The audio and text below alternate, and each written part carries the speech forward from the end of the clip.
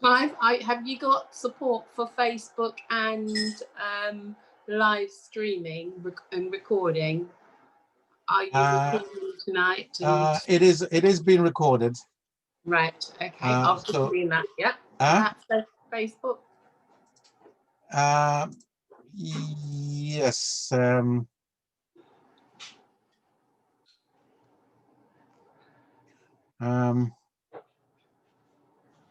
okay, so we're going to start in a minute. So let's.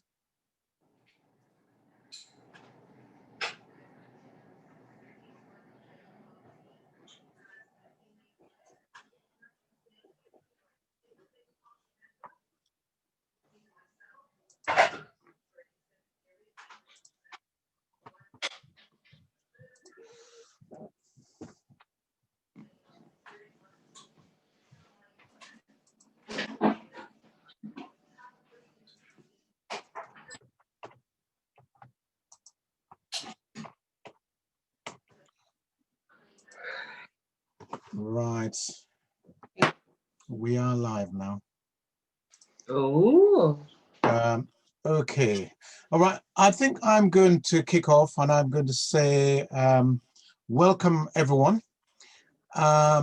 Welcome particularly to the younger people that we have here. And by young, we're talking about people who are sort of under 35. And those are the kind of people we want to see in the picture, because they are the people that actually whose views matter tonight. So I'm Clive Saunders. I'm the chair of the Watford African Caribbean Association.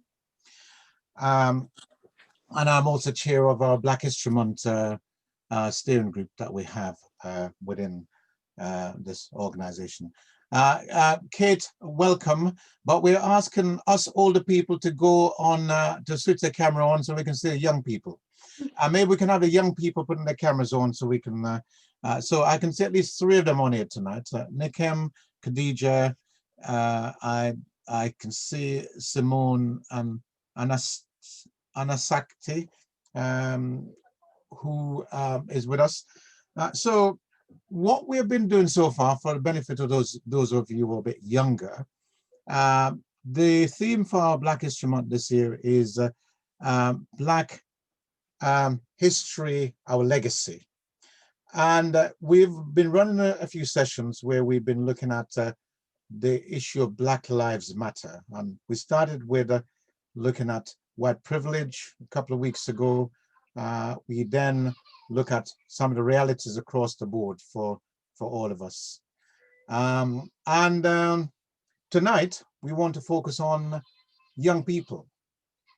Now, just to say, the Black Lives Matter movement has got a bit of controversy around it recently. However, what we're really talking about is the fact that historically, the lives of Black people in this society has not generally been as valued as white lives.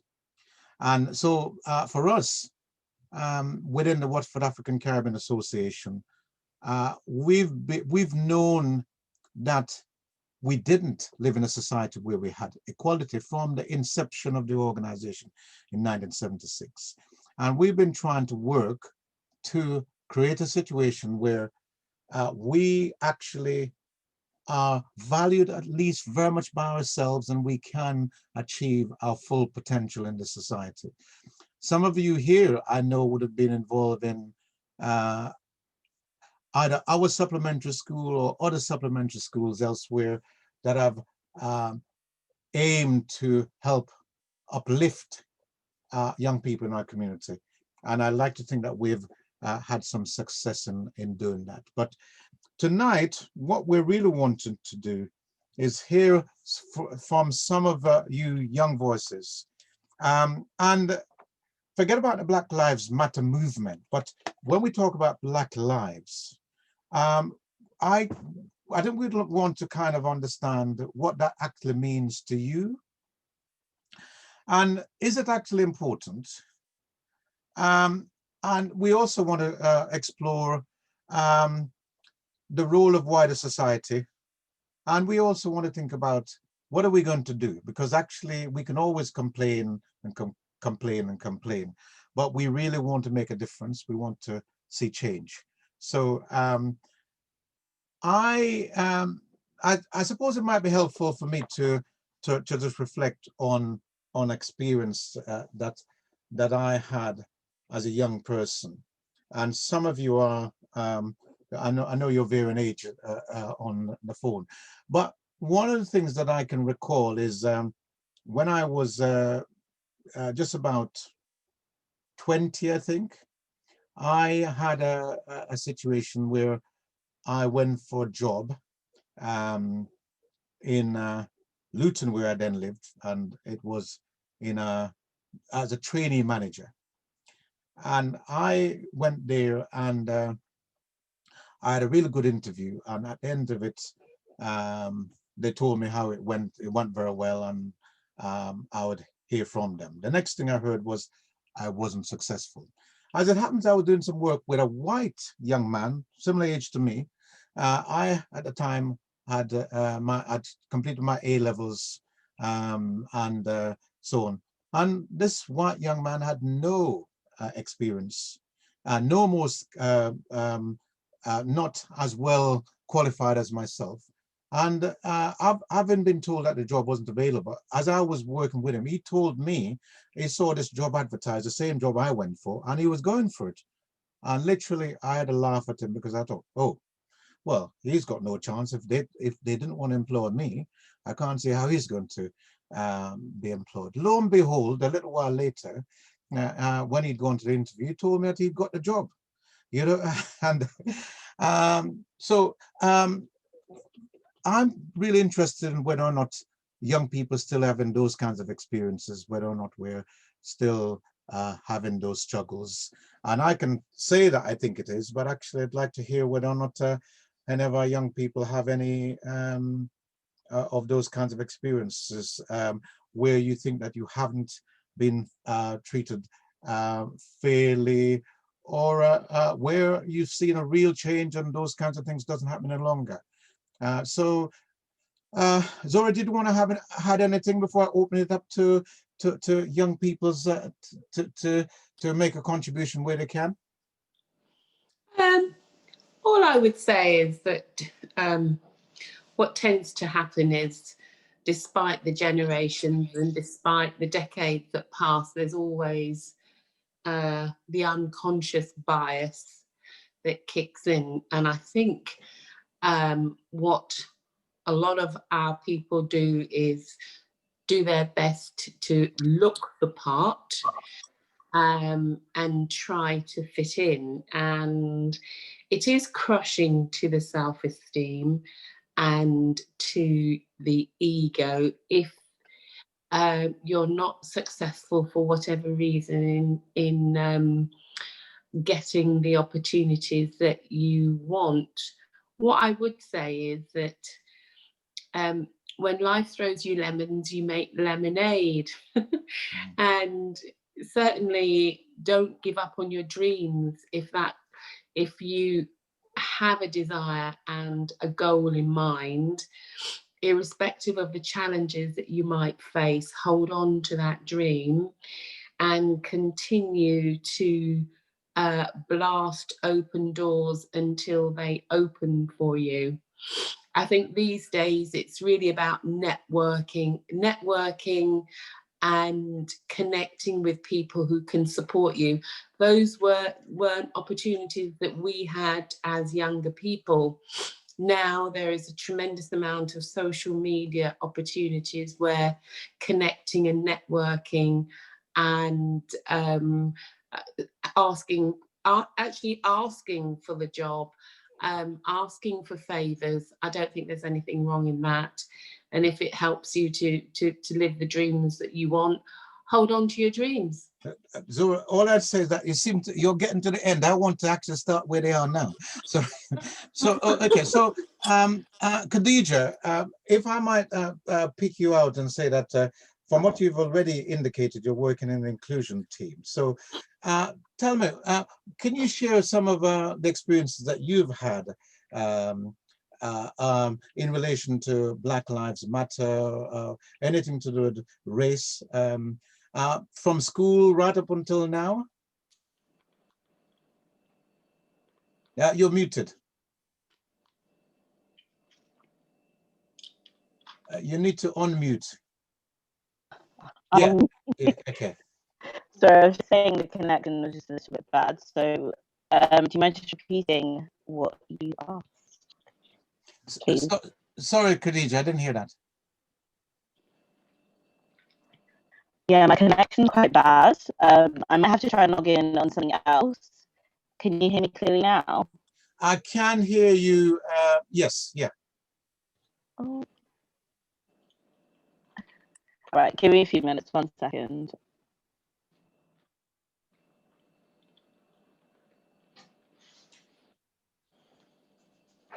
Fiola, did you want to come in to say something whilst Khadija sorting herself out? Yes, I can say something. What's the specific So question? what we're talking about is the issue of Black Lives Matter and the issues around our experiences around racism, and sort of just sharing some of what that means around young people's experiences nowadays.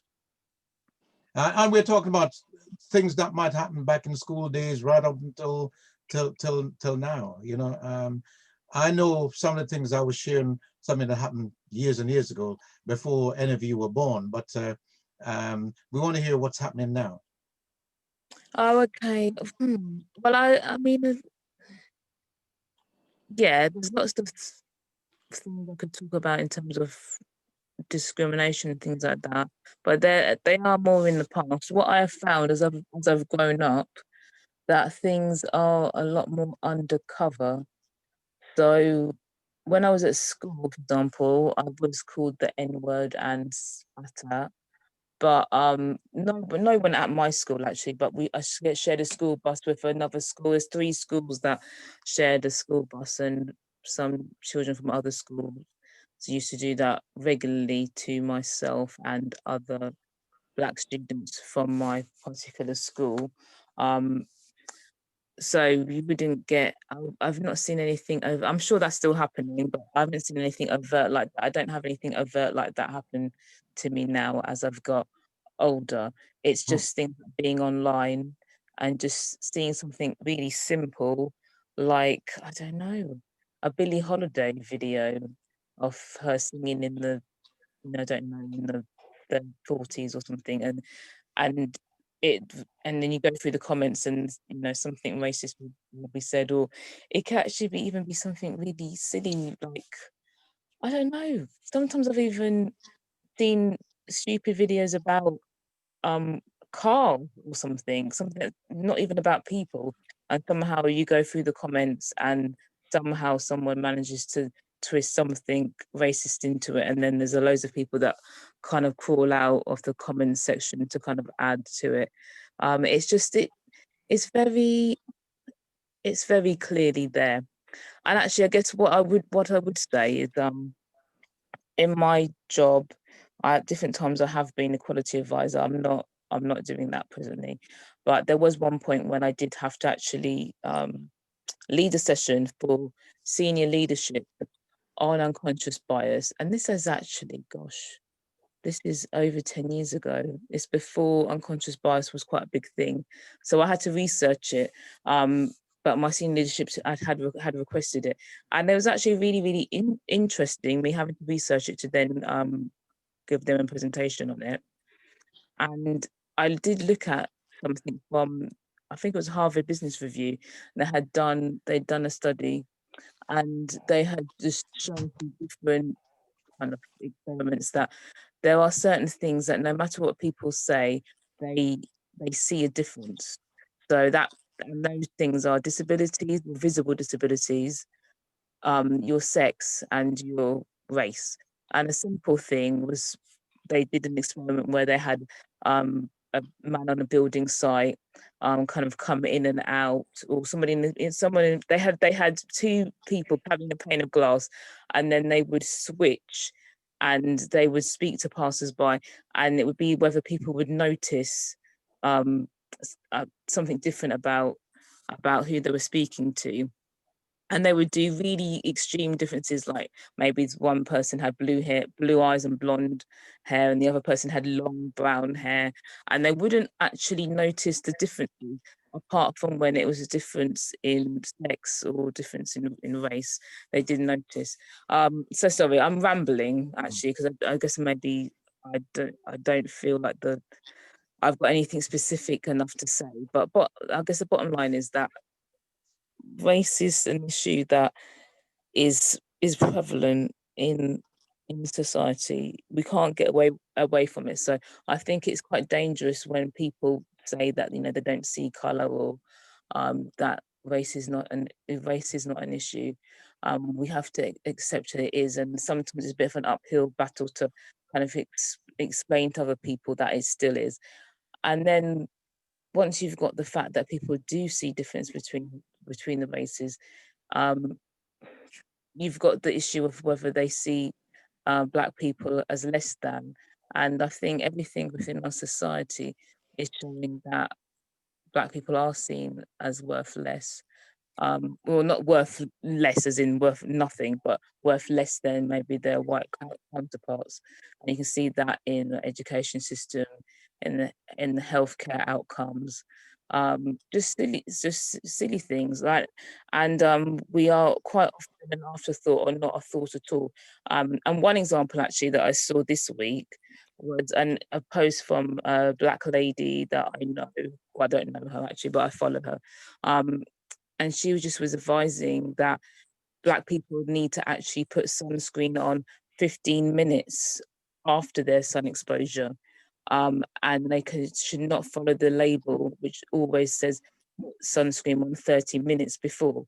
And that's because of, obviously that will vary depending on how dark you are, but I think it follows for Asian people as well, that we're actually supposed to put sunscreen on after we've had a little bit of exposure so that we can get vitamin D. And I researched it and found that she was right, and I've never heard of it before in all my 40 years.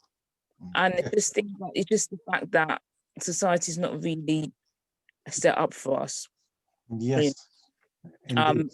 So I think I am rambling, but I guess my point is there's a number of issues that still show us that we are other, and society isn't set up for us. I know this is not a talk about women necessarily, but it's the same issue with women to a certain extent as well. Things like medication, medical studies, they're based on white men. So if you're an Asian man, you're a Black woman or a Black man, you're just, systems are not set up for you, basically. If you happen to benefit, oh well, that's great. If you don't, tough. That is the reality we're living in, and this is why we need to have certain spaces for ourselves where we can express our reality, because it's not necessarily going to be set out in the mainstream. Thank you very much for that. Khadija, are you able to speak to us now? Yeah, sorry about that. Yeah, that's clear now. Now it's a lot clearer. So I think the question is just in terms of me as a young person, if I've faced any kind of discrimination so far. I think exactly kind of what's been pointed out already. There's a lot of unconscious biases that I think I've seen in my career in the corporate world so far, but because it's kind of more unconscious and more subtle, it's difficult to know how to navigate that because it's not an overt issue. Sorry, Khadija, can you give us one or two examples of those things that you've come across? The subtle things. I think for me, it's a big example that I always kind of reflect back to is just in terms of relationships in the workplace. So for instance, I started off in customer service, which is, and still am kind of there as well because I'm on a task force, but the kind of dynamics there is like very friendly. It's the customer call center, so it's very nice, but it's very difficult to progress out of that level, especially in that part of the business. However, I've got managers who might have just a really good relationship with other people because they have similarities that they can relate to. I think we all have those biases. So it might be like, oh, you remind me of one of my managers that she said to someone else, you remind me so much of my son. And because of that, they were able to progress out of that, the department that I worked in, which is something that's really hard to do. And it felt a bit like get opportunities that people have always kind of wanted. But like we say, it's an unbiased consciousness. So it's things that, because we live in a white society, it will happen a lot more frequently because they have those relationships that they can be like, you remind me of my son, you remind me of my nephew. For Black people, it's a lot harder for white people that are in positions of power to look at us and think, oh my God, you remind me of my son or my daughter, because we look different. There's already that kind of barrier there. So that's just one thing that always kind of resonated with me. And I'm sure there's plenty of others as well, but I think I'd be here all day. Well, maybe we'll come back to hearing a bit more about that, because it's about your voices today. We got Nikem, you're on the line. Do you want to unmute? Is there anything that you'd like to say? No. So what's have you noticed any difference, Nikem? Any different treatment that you've ever received? I know you're still in school, but have you ever seen anything like that? Yes. So what might that have looked like? Like I was different, and my teacher told me, I said I wanted to become a human rights lawyer, and she said you'll be good as a model, and it felt like she was just pushing me a bit down because of like my color skin, and that made me want to progress, and that made me want to become a human rights lawyer even more. Right. So what you're saying there is that there's something about the expectation. People look at you and have an expectation that you are automatically going to have to channel into certain direction. I have to say, Nikem, that is not a new phenomenon. 40, 50 years ago is exactly the same. So it doesn't look like a lot has changed in that time. But actually, your attitude is the one that is absolutely right. I'm not going to be pigeonholed in that kind of way by anyone. So congratulations. We're behind you all the way in taking that kind of position, that independence. Zoe, you wanted to say something? You're muted. No, I was just adjusting my screen. But, right. Okay. I hear exactly what these young folk are saying, that to be steered into an occupation that might not suit your capabilities and abilities is all, irrespective of the colour of your skin, is often the way. But as I said at the very beginning, and it did sound like I was talking about the end, coming in terms of summing up, it really is important, if you're a young person of colour, that you hold on to those dreams and don't get swayed or knocked off your pitch. Just stay focused and it will all come together. I would say, one of the things I would say is that, just to give you an idea, Nikem, when I was in school, I was told that I should go and join the army. So that was what it was then. It certainly wasn't my aspirations, and I never did join the army. Anasakti, are you, I can see you're muted. Not sure whether you're a young person or not. Are you with us?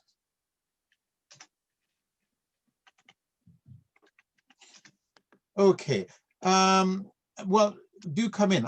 There was something in the chat. I'm not too sure you did put something in the chat. No. Okay. So, Simone, you're with us. You're one of our younger people.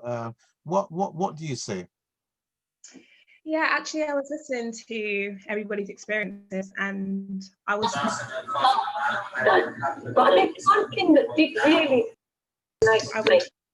definitely able to relate, especially from school ages as well. So I grew up in Luton, so obviously I've always been around a lot of diverse people and around a lot of people from different backgrounds, and I was very fortunate in that sense. But I experienced when I was at university, before I got to university, when I was in sixth form, I realised my form tutor, when I was applying for Russell Group universities, was absolutely adamant that I should not do that and I should apply to somewhere else and that I shouldn't apply for the courses that I was applying for. And she would always compare me to her daughter. And, you know, my daughter's done this and she's done that. Her daughter was a doctor at the time. And I think for me personally, I always kind of felt like she was always kind of downplaying my goals and my achievements. So for me, I went to the University of Bristol and I did my absolute best to kind of, you know, prove her wrong. But then going from being in a very diverse environment in Luton where everybody was like me, and then from that point on, I kind of found myself in a lot of white places. So going into the University of Bristol and being around a lot of white people, and then in my field I work in communications, specifically medical communications. For whatever reason, I've always ends up in really kind of like majority white workspaces, working in Cambridge, working in Letchworth and got in Hertfordshire. And so then I kind of became very aware of my blackness and very aware of the fact that I didn't have the same champions as a lot of my colleagues. So, you know, because in a workplace, in the corporate environment, you know, you're supposed to have champions and cheerleaders that kind of like push you and help you with promotions. It's very long time in those. And I think it was Khadija who was saying that, you know, naturally people say, you know, you remind me of my son, you remind me of my daughter. To people who look like them. So when you don't look like them, it's very difficult to find people that are willing to champion you. And I can also kind of speak on behalf of my friends as well. For the both of us, or for all of us, being in a corporate environment, you know, you're always pushed into sort of they expect you to be creative, or they expect you to be pushed in a particular field that they think that, you know, in that box that they think that you belong to. So if you wanted to do something that was more logistical, that's it's not really your thing, you know, how about you try this? And then you find yourself always kind of combating against, you know, the people around you. And so I think that kind of just plays into that unconscious bias, plays into, you know, not feeling like you are not feeling like it's an easy pathway for you to get to where you are, not feeling like it's an A to B, but it's a then I have to skip around, you know, this sidestep here, skip around here, and then get to where I'm going, which I guess anything in life, but it feels especially difficult as a Black woman in the workplace for sure. Thank you very much, Simone. There's some people I don't recognize whether they're young people or not. So I've got Galaxy S8. Is that a young person? Somebody who comes up as Galaxy S8. You're not muted, so you can speak. Okay, I've got on your iPad 2. I'm not too sure. Is that a young person? Oh, hi. It's Rachel. Ah, Rachel, yes. What would you like to, what about your experiences, Rachel? I would say, like, obviously when I went to college, was like studying a fashion course, and I wanted to, I had in mind like other fashion universities, because you obviously want to go to the top. And I remember saying to my teacher, oh, why don't I, could I apply to Central St. Martin's, which is one of the top? And I remember her saying, like, oh no, it's too hard to get into. But rather than her saying you can try and kind of work hard to get in, she did encourage me to, push and aim for Central St. Martin's. And also even when I got into pattern design. She was like, oh, that would be good for you, but that's not what I wanted to do. So in kind of not giving me, like, not encouraging me to aim for the highest, kind of just how do you explain, like, not encouraging me to aim for the highest, but kind of just telling me to settle, which I didn't want to do. In other words, you're really talking about a theme which is around low expectations. Yeah. And not recognizing your value. I think I can see Galaxy S8. Not too sure who that is. Just ask again. If you're a young person, here's your chance to say something. Hello. Okay. Okay. So we've heard some of the experiences, and it would certainly, we've heard mentioned so far about unconscious bias. We've heard reference actually to something that has always been around, and it appears is still around, which is around what has generally been termed the whole boys network. That actually really, if you are not a part of that network, then you're not necessarily going to get ahead, and you certainly have to do what they say, try a lot harder. There is that old chestnut of low expectations on the part, particularly in education, that has been a challenge for us. But there are also, on the other side of it, determination and that willingness to push ourselves to achieve the maximum. But I think what we are also clear about is that just listening to the younger people who have spoken, that we have some talented young people in our community, and actually we have all of the tools to be successful, and what we have to do is look at how we're going to overcome those sort of disadvantages. Is that Galaxy S8 that is speaking? Would you like to say something? Because I can hear some noises coming from that direction.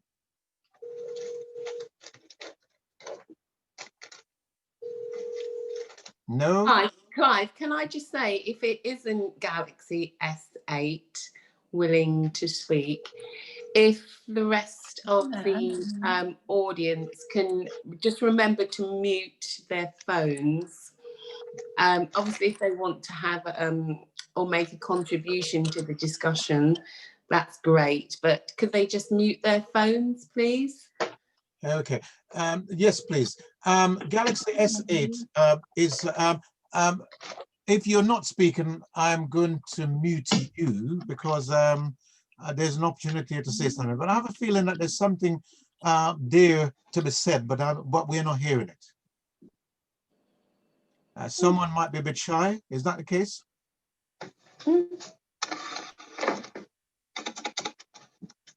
I think it's worth muting them, Clive. Okay. Okay. So just in terms of the younger people on the panel, because I really do want this primarily to be about younger voices. From what has been said so far, is there anything that anyone wants to pick up on? And in particular, what do you think we should be doing as young people to overcome some of the clear disadvantages that are out there? And also, what should we, in terms of the wider community, and including engaging with the white community to make a change, any thoughts about what we should be doing? Because from the organization that I'm a part of, we want to not just look at what is wrong, we also want to look at how we might be able to contribute to putting it right. So does anyone want to contribute from the younger people to start with? Yeah. I don't mind going first. Sorry, I don't know who's trying to speak as well, but no, it's you, Khadija. Okay, so just in terms of what I think we can do as a Black community, firstly, in terms not as yet exploring the allyship element, but I just think for us, networking is probably my biggest thing, or one of the big things I think we can do to kind of help each other, especially, you know, with the way the world is going right now. COVID, job losses are everywhere, and are kind of pending as well. But I think kind of having a network in all parts of the working world, whether it be in the creative spaces, whether it be in the corporate world, is so massive. Because I think if you think about it, we are either first generation, second generation, or, you know, you might be lucky enough to have loads of extended family that are in the UK, but because we are immigrants, we don't have the kind of connections where it's like, oh, I know so and so who can help you, or my cousin's brother's dad can help you, you know, get a job here and there and things like that. So for me, I just think networking is such a vital thing that we can help each other with. Thank you very much, Khadija. Good suggestion. Anyone else? Yeah, I was just going to say something quite similar, I suppose. But I think just representation really, really matters. And I think just having people going into spaces and going into workspaces and sort of just, you know, making sure that they are heard, particularly in schools and in colleges and universities. I think it's really kind of important to talk to young people and just let them know what opportunities are out there, so that they're not pigeonholed into specific roles and into specific boxes. So that's one thing that I think is really, really important if we can. Yeah, okay. Yeah, it's an interesting thought around, for example, down here we have Hertfordshire University, and actually probably one of the things we could do is build the connection with them. And any other thoughts from young people?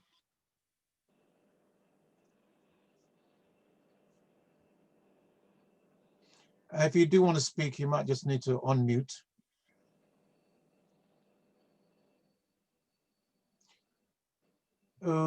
Okay.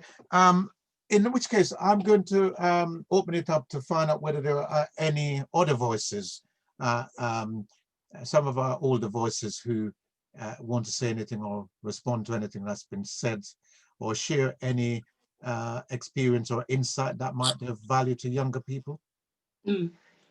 Could I just make a point? There are psychometric testing on online services, and I think there are some sort of key main occupations that a lot of our young people tend to go for. But there are many other occupations that younger folk might not be aware of. And unless you do something called a psychometric test, which really looks at your personality type and the types of environments that you like to work in, and from the input that you put into this search engine, it throws up a massive wide variety of occupations that sometimes young people may never have heard of. And it's all well and good if you have an occupation or a career path in mind that's easily identifiable, then obviously I suggest that you go forward with that. But if you don't, doing a psychometric online test will really throw up a whole range of options that maybe you hadn't ever considered. And it's a hugely, and I'll be willing to put forward that information into the search engine once I've done it. And I say that because I do think there is the likelihood that young people might miss out on opportunities or not even realise that these opportunities are out there because they have their focus on one thing. So say, for example, nearly 40 years ago, I trained as a nurse, and I knew straight away that my career as a hands-on clinical nurse wasn't something that I enjoyed. Little did I know the spin-offs from that was that a basic career in nursing is a huge opportunity to branch off into about 20 or 30 other disciplines. So you don't have to stay on the shop floor doing hands-on nursing. You can move your career in a whole range of different paths. You know that there's management, there's education, there is a more bioscientific field, there is an avenue you can go do sales, you can go out into the community, you can consult, you can advise. So whilst the basic training gave me some insight, I have to say in the years that I've been nursing, I've probably only done 2 years hands-on practical nursing, but it has given me the opportunity to branch off into many other different fields.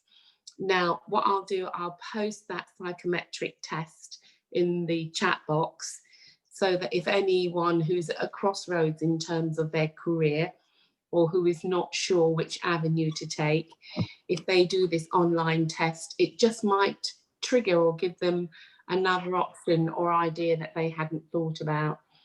And I say this because COVID has thrown the spanner in the works for so many people whose desires and dreams and aspirations, it's just thrown a major spanner in the works. So a lot of people having to go back to the table and think again. Thank you, Zora.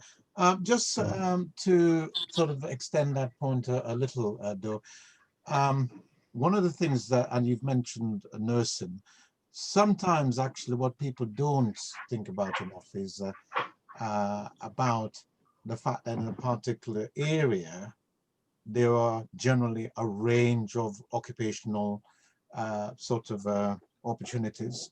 So, for example, I used to spend a long time working in local government, and there you have people who have a financial background, you have people who have a legal background, you have social workers, you have administrators, you have researchers.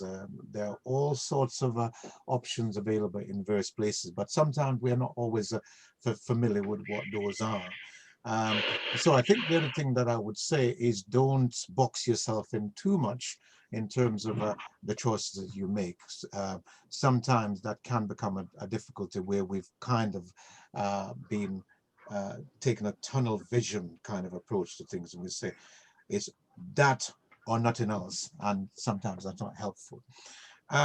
So one of the things that I wanted to ask younger people here, I know actually some of you on the call are related to me, but that apart,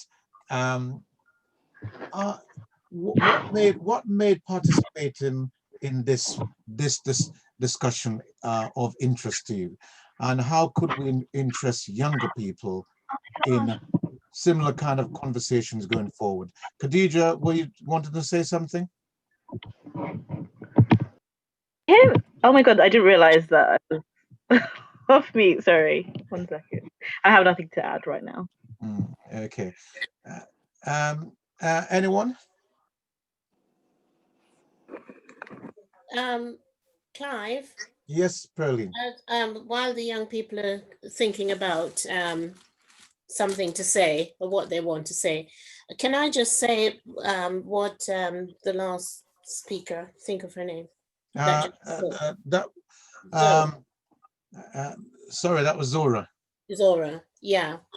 It is true that you can train for one thing, but that opened the door for lots of other things.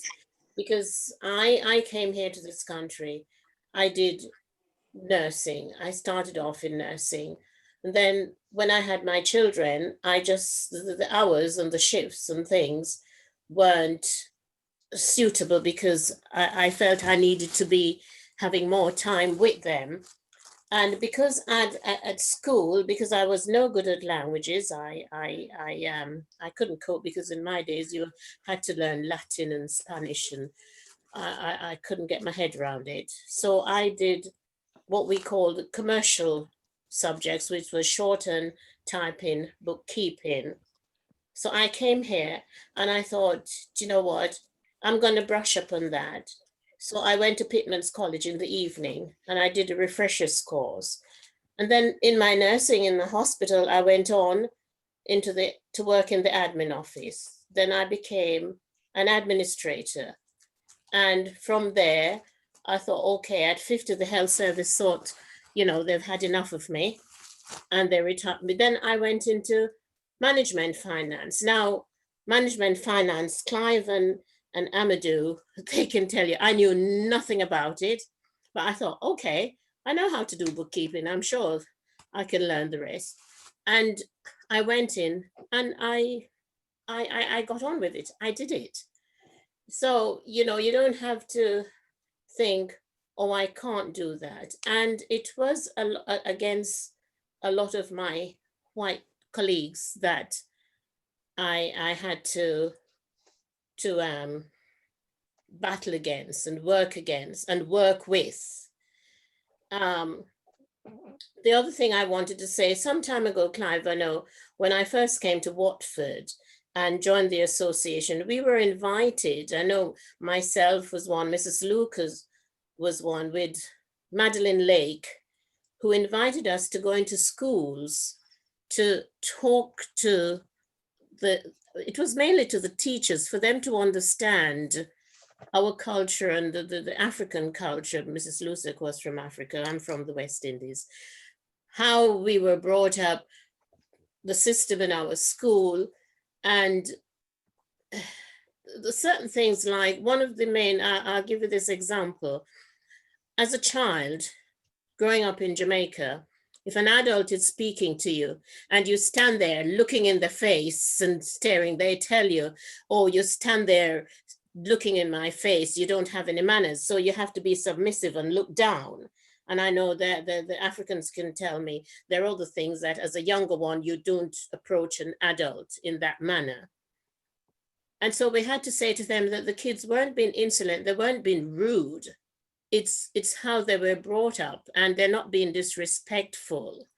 And also, I can't do that now, but some of our ladies and gentlemen that have gone out in the world into good position, have good professions, and we have seen some of them on our Zoom chats. If they could get into the school, or maybe we could have some sort of a group that we invite ourselves into schools to speak to, say, sixth formers or people like that, and encourage them to show them that, yeah, I'm Black, but here I am. This is who I am. This is what I'm doing. This is what I am. I'm a doctor. I'm a nurse. I'm a lawyer. And we have loads of them. So if we could have a panel of people like that, that could, you know, go into, invite ourselves into school, especially where a lot of our children are, and encourage the children to let them know that you can achieve if you put your mind to it. Thank you very much, Pearline. You seem to have been verging into our motto, together we can achieve. And I think it's very appropriate to think about that and the implications of that. And that actually ties in probably with a point that Khadija was making earlier on about networking. I'm conscious that we are getting to the end of the hour, and not that that is particularly a problem for me anyway. Can I say something, please? Yes, Amadou. This is following on Zora's theme, really, and as a finance professional who's probably over the years worked in different organizations, I think what I have noticed is how I've been into places and found Black people in the team. And from my observation, most of the time, the common theme I find is, I find a lot of our people in these places, they've been there for like 5, 6, 7, 8, 9 years, even sometimes the younger ones, maybe 3 years plus, but they just stuck at that first level. And a lot of the time, there's no one to really help them navigate the career path. And a lot of them are very able people, but the encouragement and, if you like, the drive that they need to be steered towards is not there. And I can see what Zora is saying about the psychometric testing and the like. But what I think we need to be able to do is probably find a way of supporting the generation in Watford that want to aspire. Because I remember when I came here, I went to college.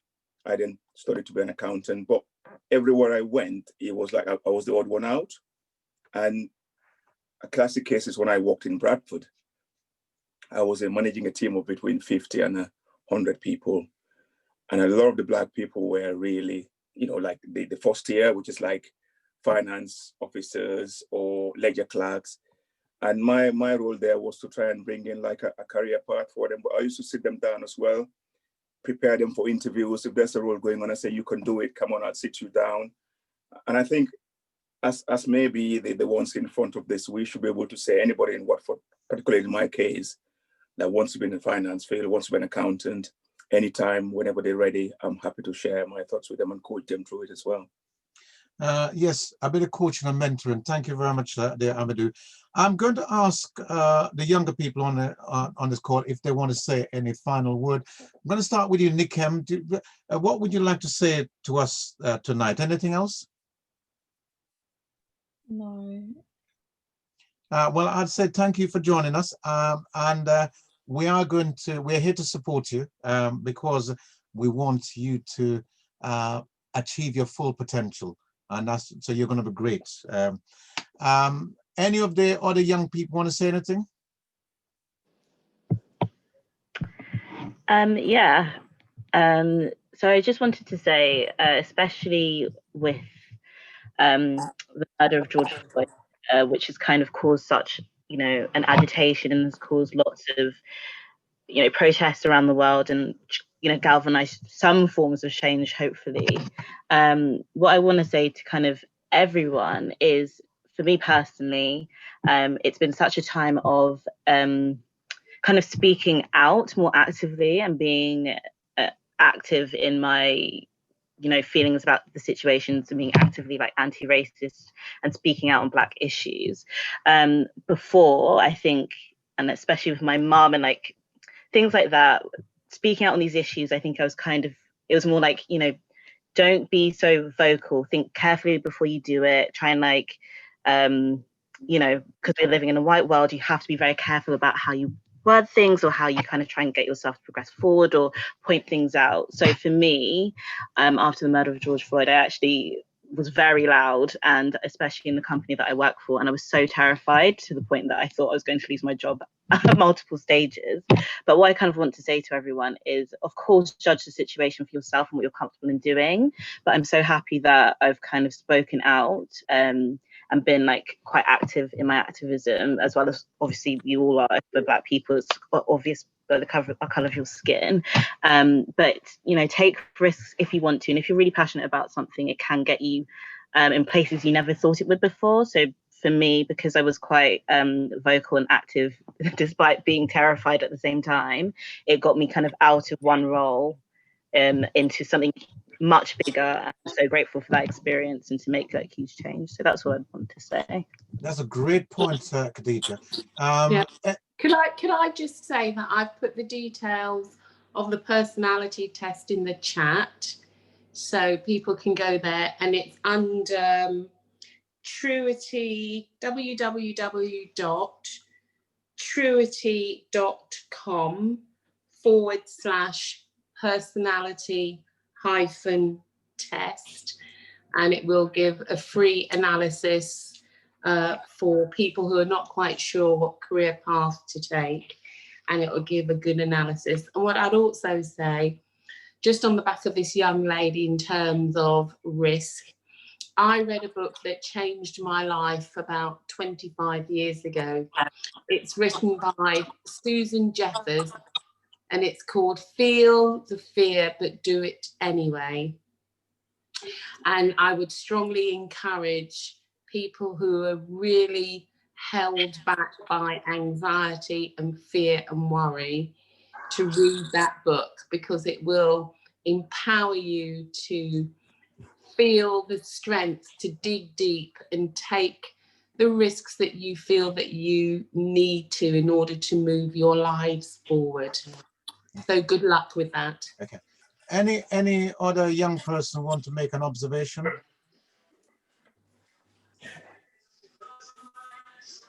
Welcome, Marvin. I can see you've joined the call. We are on we're sort of winding down. Okay, so what I think I would say in relation to what has happened, thank you all for being a part of this tonight. I think what's been great is to hear some young voices. I think we have been left with a lot of food for thought, some of which we've thought about beforehand. But I think that there is a message that's come out of the George Floyd and the sort of coronavirus situation that we've got, which is around the fact that we're now recognizing that too many of us, black and white, all of us, have often been too silent about racism. And I think we're now sort of in a situation where those events has given us a window to actually open up. So the conversation we're having about white privilege, this conversation is all about actually recognizing that being silent is not going to make the change. There is a question about how do you do that in a way that's actually, let's say, strategic rather than necessarily reactive. And I think we have to think about that as we move forward. But I think the bottom line is that we have to recognize and challenge discrimination where we see it, because if we don't do it, the change is not going to come along. I think the young people have mentioned some important things tonight. Networking was one of those things, and we are seeking to do more of that. For those of you who may have an interest, one of the things that we have around that is we have a WhatsApp group that allows us to engage with each other. And if any of you would like to join that, where we're looking at sharing knowledge, sharing experiences, then please get in touch with me and we can get you involved in that. There's an important point made about we have to be represented, and actually it is something that we've not done enough of. So from being involved in your community, the Watford African Caribbean Association is a starting point potentially. There is the school gate and becoming involved in the schooling of your children. There is the wider issue about being involved in the processes. I'm a magistrate. There's really a great need for more people of color doing that sort of thing. And ultimately, there are it's about getting involved in the politics so we can make some of the decisions that are being made often so badly by others. We can't do any worse. I think that I would say we also have to think about something that somebody said to me the other day, which is that make sure we invest in ourselves to make sure that we are actually able to take advantage of the opportunities that might arise when they do. And I think it's about also giving something back. It's great to see that I know a number of the young people who have come on here today are a product to some extent of the supplementary education that has been offered in our communities. And I think we need to do and continue to do some of those kinds of things, but we need all of us together to be in it for that to happen. So I'd say thank you very much for all of that.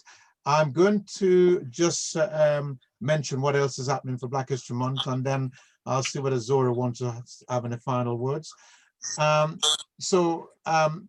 Tomorrow we have a session where we're looking at health and social care. You may have heard me say before that it's an area that from the when we go back to 1948 and the inception of the NHS, we have been the backbone of that development. Zora is one of those people. I think we had on here earlier on my friend Etel Changa. We are going to have some of those people from that sector, the health and social care sector, with us tomorrow, who are going to be sharing their experiences and telling us about where we can take that area forward as a community and actually ensure that we can gain as much from it as we might do otherwise. So that's tomorrow evening at 7. Please join us if you can. It's going to be a dynamic session. We'd love to see some of the younger people at that session too, because they are really the future. And then we're going to end with an exciting session on Saturday, which is a Black History Month quiz night, and that's at 6 o'clock on Saturday evening. So for young people in particular, thank you very much for participating in this. For all of you who participated by listening and observing the fact that this is about young people tonight, thank you for being a part of it. I'm going to leave it there and hand over to Zora for the final words. Sorry, Clive, can I ask Zora, what was the name of the book she just said she read? Zora? Susan Jeffers. Yeah. Feel the fear, but do it anyway. Okay. Okay. Thank you. Okay, Zora, do you have any final words? Yeah, all I would say is to the young folk who are on the call, you know, when you're looking at your life ahead, it's going to feel absolutely daunting. And, you know, you'll be thinking, how am I going to navigate the next few weeks, months, years? How am I going to achieve the things that I want to achieve? What I would say is, and I said it at the beginning, hold on to your dreams. Many of us slightly older heads had dreams and goals, and for many of us, we weren't quite sure how we were going to navigate the choppy waters, but we did. We're still here to smile. Some of us have had to take alternative roads that weren't really on the cards. We've had to take multiple jobs. I certainly once upon a time, after going through a dreadful marriage, had to have 3 jobs. I work nights, I went straight onto a day job. I didn't see my children, somebody else had to look after them for a few years. And it really can be challenging, but you know, hold on to those dreams. You will achieve whatever it is you want. Network heavily. Things like social media, LinkedIn, and all these wonderful things weren't around in our day. You've got those at your fingertips. Get online tomorrow, develop your profile, start reaching out and having the conversations that we weren't able to have. You can start a business in your bedroom. There are some budding entrepreneurs out there who are setting up businesses from their bedrooms almost, and on Instagram. And there is a WhatsApp group called the Black Economy. And that is an online service where it's a directory for Black businesses and budding entrepreneurs who want to network heavily. So I encourage you to do that. Thank you much. Thank you, Zora. One final thing from me is we've got a Black History Month steering group. I am concerned that we don't have many young voices. So Khadija, I know you are local, and it'd be great if you wanted to be a part of that group. We are calling it the Black History Group, which we're wanting to organize a program throughout the year reflecting on our experiences and our contributions and seeking to uplift our community. Because I have coined a phrase which is I've called push up and pull up. And I think it's safe to use that term in this particular audience there, which means that we must always be pulling each other up if we're above, and if we're below, we must always be pushing each other up. So push up and pull up. So let's go forward, and as we say, together we can achieve by pushing and pulling in the upward direction.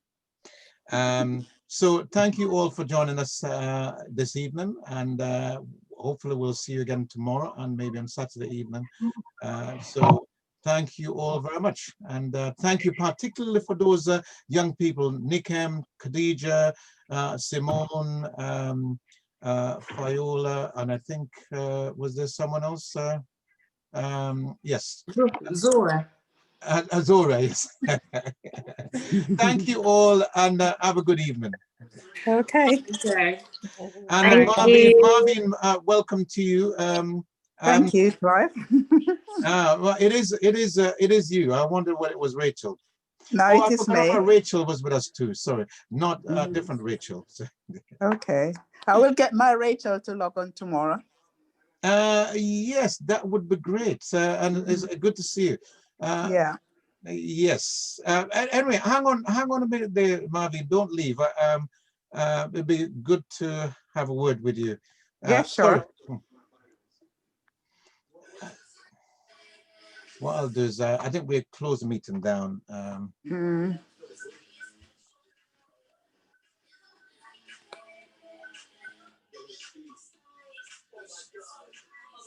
Valerie, are you still there? Valerie? Oh, she's... No, she's not there. Yeah, I am. She's still there. Sorry, I am, but I've been having problems. So I've been going from one piece of equipment to another and trying to, and missing